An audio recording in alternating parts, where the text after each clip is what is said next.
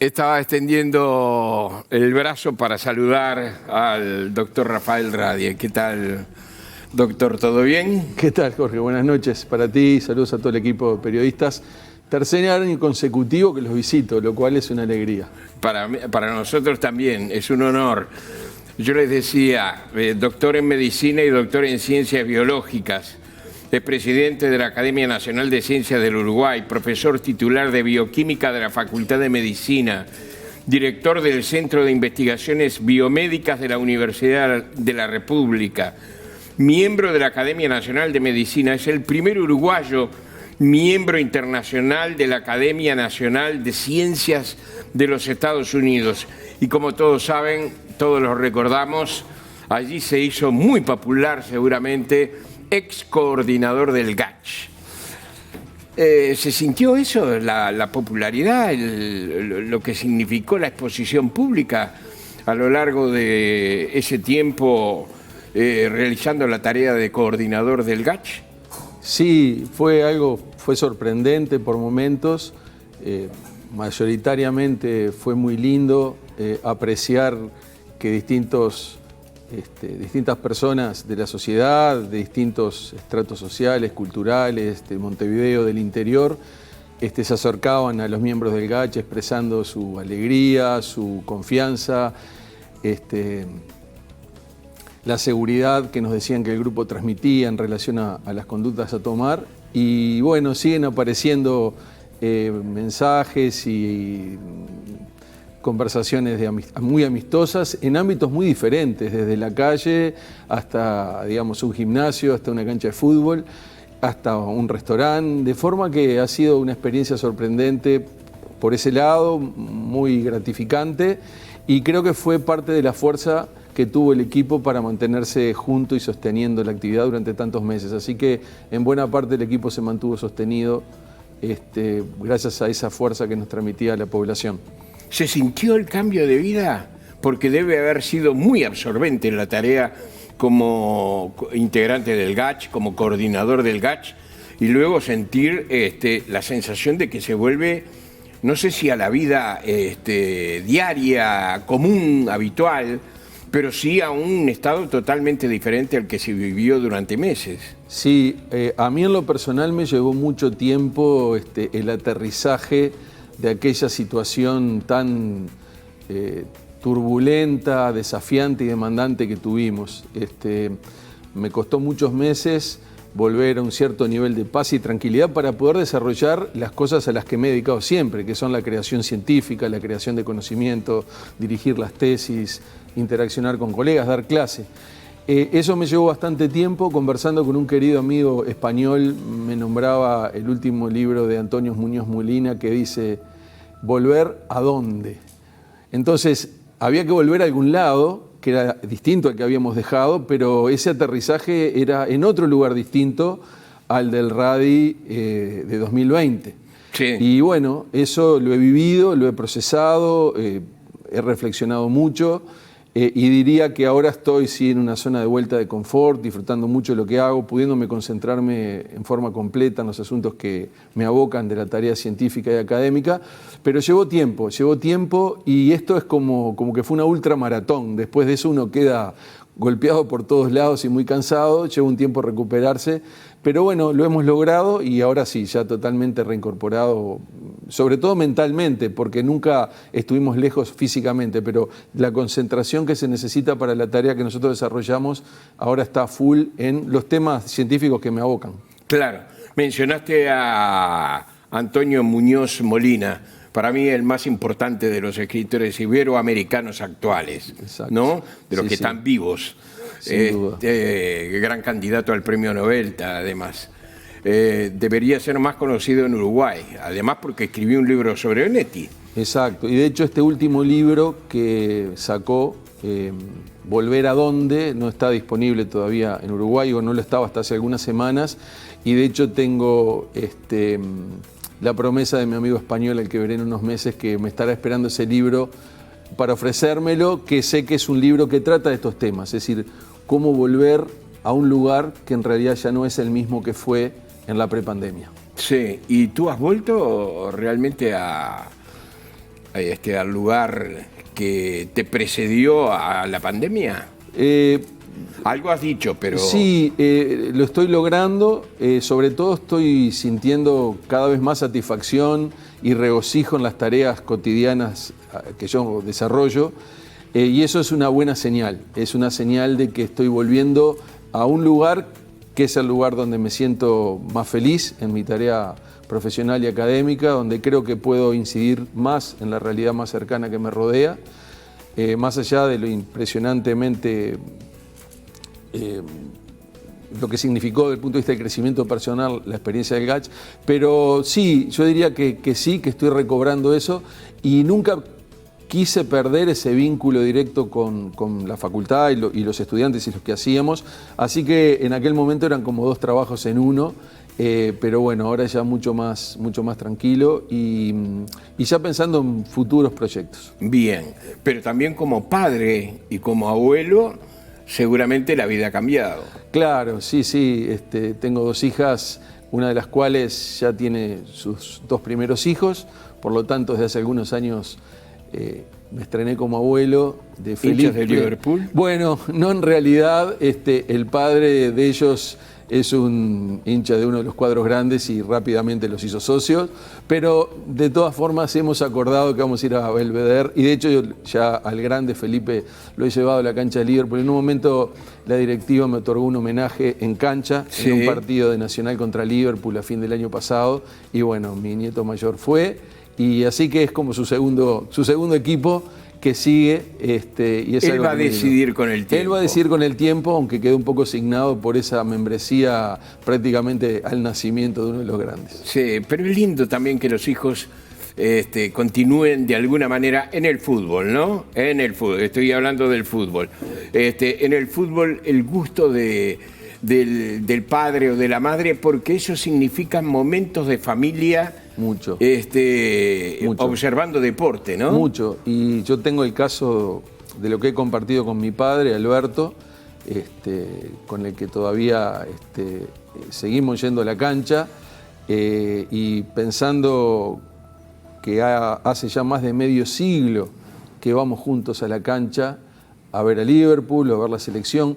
Y esos son espacios únicos de ese binomio padre-hijo, padre-hija o madre-hijo, madre-hija, que es muy especial, la caminata hasta la cancha, los amigos que se saludan, claro, la familia, el disfrutar, ganar, perder, en fin. Eso tuve la fortuna de vivirlo durante más de medio siglo de vida.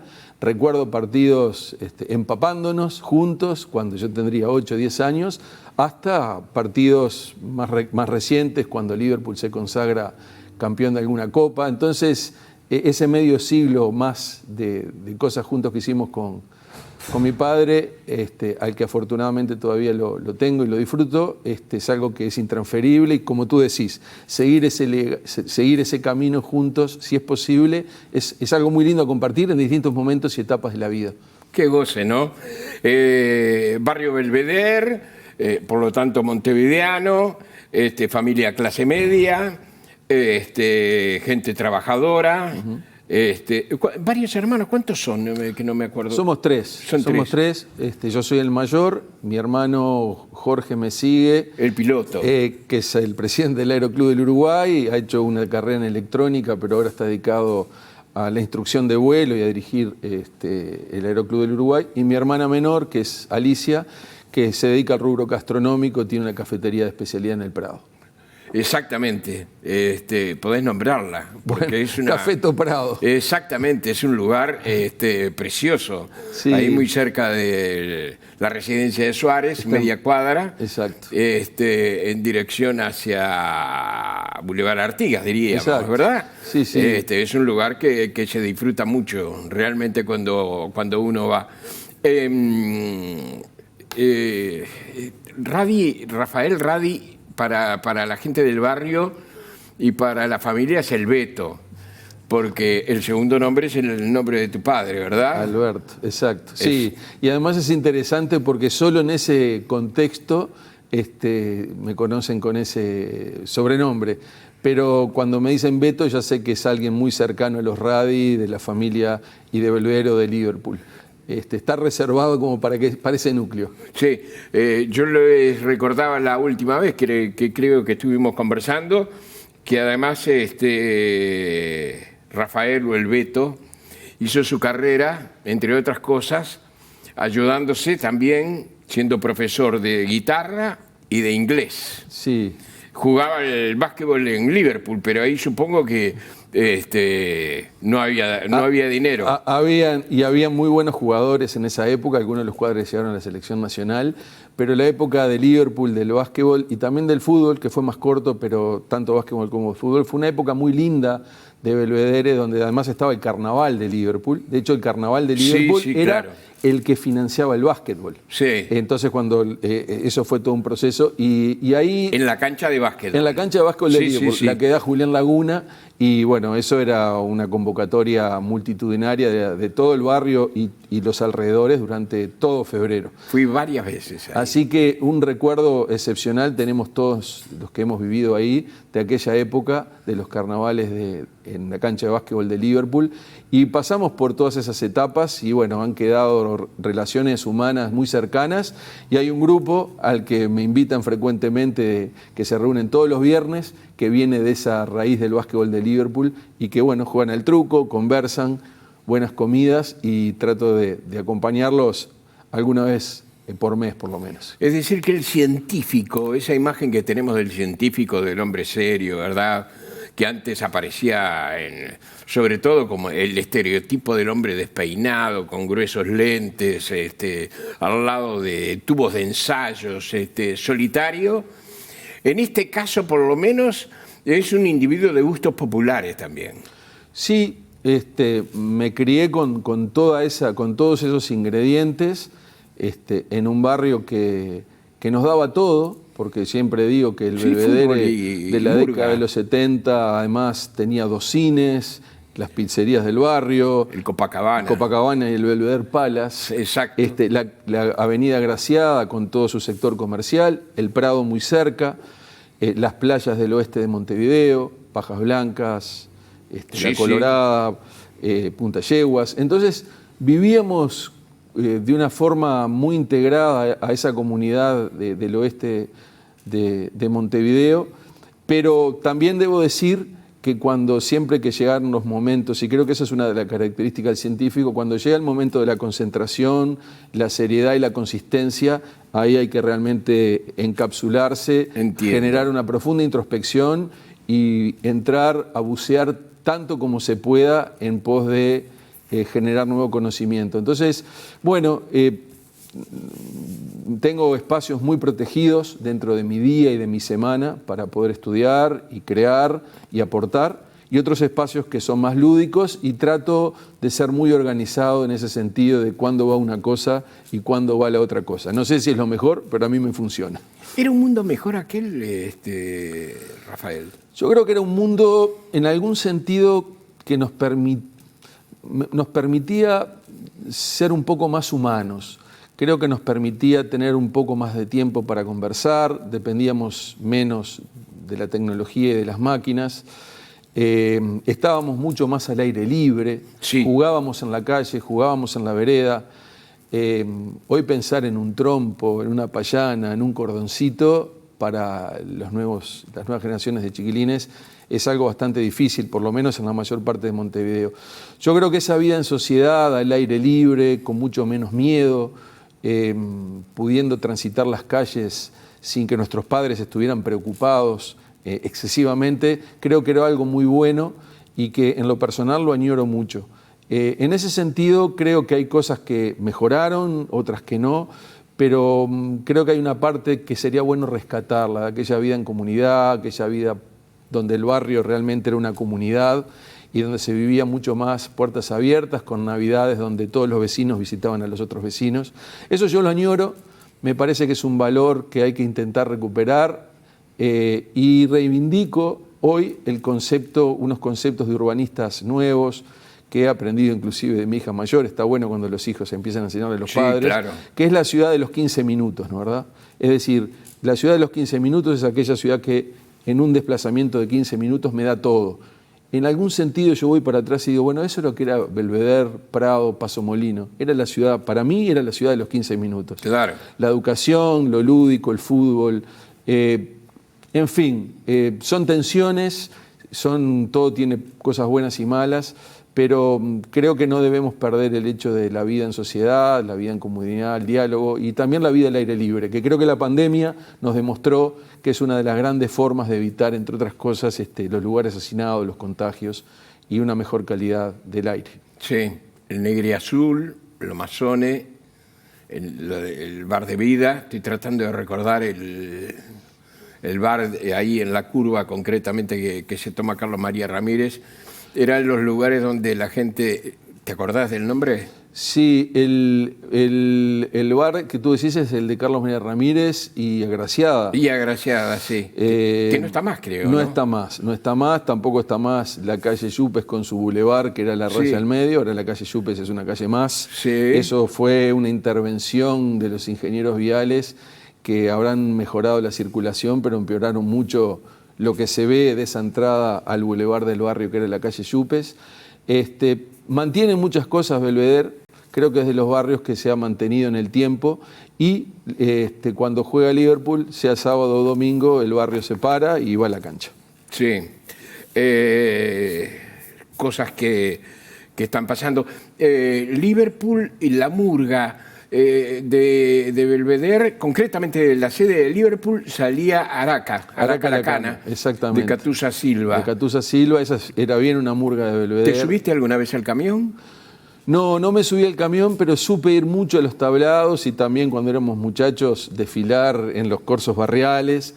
Había un club antes de llegar el carnaval de Liverpool estaba el Capolonio, que era un pequeño tablado en la zona de Belvedere, más hacia Nuevo París, que luego desapareció cuando vino el carnaval de Liverpool. Así que bueno, los corsos por Carlos María Ramírez, claro, los desfiles de barrio, Agraciada, sí, por Agraciada, todo eso lo viví, los cabezudos, la serpentina, las guerras de agua, todo eso son parte indeleble de mi infancia en ese barrio. Y hoy vivís también el reconocimiento de tu país, el reconocimiento internacional por lo que haces.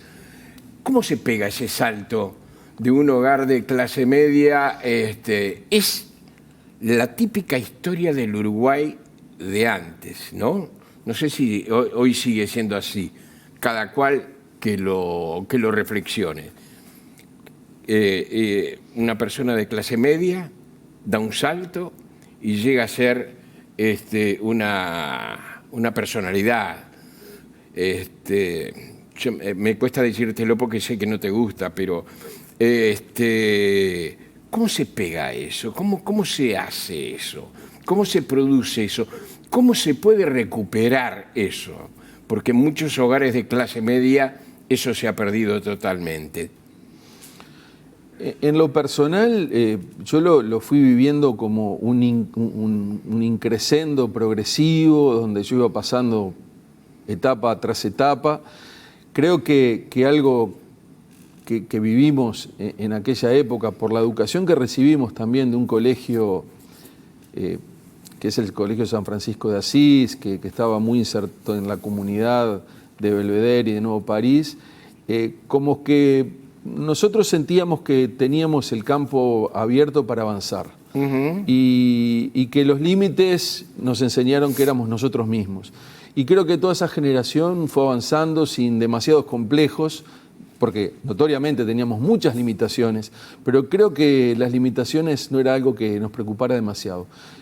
Éramos muy ingenuos, queríamos aprender, y bueno, ese proceso lo fui dando en forma paulatina. Yo recibí un shock muy fuerte, muy duro cuando pasé del Colegio San Francisco de Asís al Liceo Bauzá, porque quinto año de liceo yo lo hice en el año 79, plena dictadura. Sí, sí. Entonces pasar de una educación 11 años en un barrio muy contenido a un lugar donde, bueno, te controlaban absolutamente todo, fue muy difícil. Pero bueno, me recompuse y luego pude entrar a la Facultad de Medicina. Hoy la Universidad de la República recibe muchos estudiantes que son primera generación universitarios. Eso me pasó a mí al comienzo de la década de los 80 y ese porcentaje sigue creciendo. Entonces, yo creo que hay progresivamente un ingreso de muchos jóvenes a estudiar educación terciaria y que eso les va a dar muchas oportunidades de desarrollo profesional futuro. También es verdad que hay muchos lugares donde esto no es posible y que a veces hay trabas que son prácticamente difíciles de sortear, ¿no? ¿Verdad? Si estás en lugares marginales, donde la pobreza está en forma estructural, esos circuitos son muy difíciles de romper. Entonces, bueno, yo creo que nosotros en la facultad recibimos cada vez más estudiantes, la universidad ha expandido enormemente su matrícula, eso es algo bueno para el país, pero bueno, siguen habiendo muchos lugares donde es difícil acceder a la formación terciaria y bueno, es parte de los desafíos del Uruguay y del futuro. Recién mencionabas proyectos. Sí. ¿Cuáles son? Bueno, tenemos un programa muy grande que queremos desarrollar conjuntamente con otras instituciones, desde la Universidad de la República, donde participan ministerios como el Ministerio de Ganadería, Agricultura y Pesca del Ministerio de Salud y también el Instituto Nacional de Investigaciones Agropecuarias, que es el Programa de Alimentos y Salud Humana. Estamos creando una red de investigación e infraestructuras de investigación para poner un foco articulado en ese tema, la alimentación como una herramienta para promover la salud y también poder colaborar para que el sector productivo pueda valorizar su producción de alimentos a nivel nacional. Ese es un programa que se está iniciando, estamos aprobando un posgrado de Ciencias de Alimentos y Salud Humana por la Universidad de la República, estamos creando más metros cuadrados de laboratorio y nuevas infraestructuras, estamos integrando nuevos investigadores, ya lo digo con el aporte también del Estado a través de los ministerios y de Línea y la Universidad de la República y otras instituciones. Ese es un programa que seguramente se desarrolla dentro de los próximos 5 a 10 años para ver si podemos dejar una plataforma nacional de creación de conocimiento de investigadores que puedan tomar el tema de alimentos y procesos de salud y enfermedad como algo mucho más estructurado a nivel nacional en un país donde la expectativa de vida crece en forma permanente, pero también tenemos que asegurar que la expectativa de vida y la expectativa de salud no tengan una brecha muy grande. Y hoy sabemos que la alimentación y los alimentos son una llave enorme para la prevención de enfermedades crónicas no transmisibles, también para la mejor respuesta inmunitaria a fenómenos como la pandemia que hemos vivido y también para la promoción de salud. Entonces, un país productor de alimentos tiene de por sí una llave enorme para poder promover la salud de su población y valorizar lo que produce a través de iniciativas de este tipo que en algunos países del mundo se están desarrollando desde hace unos 10 años y que, bueno, nosotros queremos empujarla a nivel nacional. Ese es uno de los programas grandes que estamos desarrollando. Y bueno, luego hay una cantidad de aspectos de investigación que tienen que ver con el entendimiento de las bases de enfermedades crónicas no transmisibles, sobre todo neurodegenerativas, el fenómeno de envejecimiento y cómo intervenir con diferentes enfoques para, bueno, tratar de regularizar todo lo que sea degeneración celular. Esa es como otra gran área del laboratorio. Envejecimiento, qué tema, ¿eh? Sí. No queremos envejecer. No, y además se presenta un problema, un desafío enorme para la seguridad social. De hecho, hace 2 años la Comisión de Expertos de la Seguridad Social me convocó a una conferencia en el eje de longevidad, expectativa de vida, expectativa de salud, porque en la medida que las poblaciones tienen mayor expectativa de vida, se produce un conflicto entre los años trabajados y los años que se deberá el Estado ocupar de los aportes de esas personas. Entonces es fundamental de que justamente lo que digo, la expectativa de vida y salud estén lo más juntas posibles. Es un tema mundial, pero en particular en el Uruguay, que tiene un perfil de envejecimiento parecido a los países del primer mundo, hay que ponerle un foco muy grande, por ejemplo, al envejecimiento cerebral, un foco muy grande al envejecimiento del aparato locomotor. Una de las principales fallas en el adulto mayor es la dificultad o incapacidad de movilizarse eso a veces termina siendo el problema definitivo que termina generando el gran impacto. Y bueno, son todos temas que ahí no es un problema solo de investigación médica, sino que ahí hay que coordinar acciones entre el sistema de cuidados, la medicina, la gerontología, aspectos psicológicos, psiquiátricos, sociales. Es uno de los grandes temas que se le vienen al Uruguay de los próximos años. Recuerdo que la última vez que estuvimos conversando, justamente había leído yo un informe que establecía que concretamente el ser humano está hecho para vivir 128 años. Sí, ahí hoy hay una gran discusión a nivel de la ciencia gerontológica mundial. Ese límite duro de 125 años, llamémosle, hoy empieza a ser desafiado a punto de partida de las nuevas intervenciones terapéuticas y genéticas que eventualmente se van a poder hacer en el hombre. Entonces, un asunto que no está resuelto es si ese límite duro finalmente va a poder dejar de ser duro y expandirse. Eso es un asunto que no está resuelto. En lo personal, creo que las próximas décadas nos van a demostrar de que ese límite va a poder moverse, porque cada vez entendemos mejor cuáles son los factores que conducen a la muerte celular, a la degeneración celular. Ahí empiezan a aparecer temas éticos también, que hay que discutirlos mucho desde el punto de vista bioético. Cuánto se puede intervenir, hasta dónde se debe intervenir, para qué. Entonces aparecen aspectos hasta del ámbito religioso. Pero desde el punto de vista de las técnicas disponibles, como está ocurriendo en una cantidad de animales de experimentación, invertebrados y vertebrados, esos límites se están empujando hacia arriba. Entonces es esperable que lo mismo pueda ocurrir en el hombre. A propósito de lo ético y todo esto que mencionaba Rafael recién, ¿qué opinas de la eutanasia? Es uno de los temas que vamos a tener esta noche aquí. Es un tema muy complicado, muy complejo. Es un tema que, de hecho, estuve reunido hace unos días con la presidenta del Colegio Médico del Uruguay, la profesora Lucía Delgado, y este tema va a estar discutido en un seminario en los próximos días, muy próximamente, donde van a participar personas de muy distintas formaciones, no solamente del ámbito médico, sino del ámbito legal, el ámbito religioso.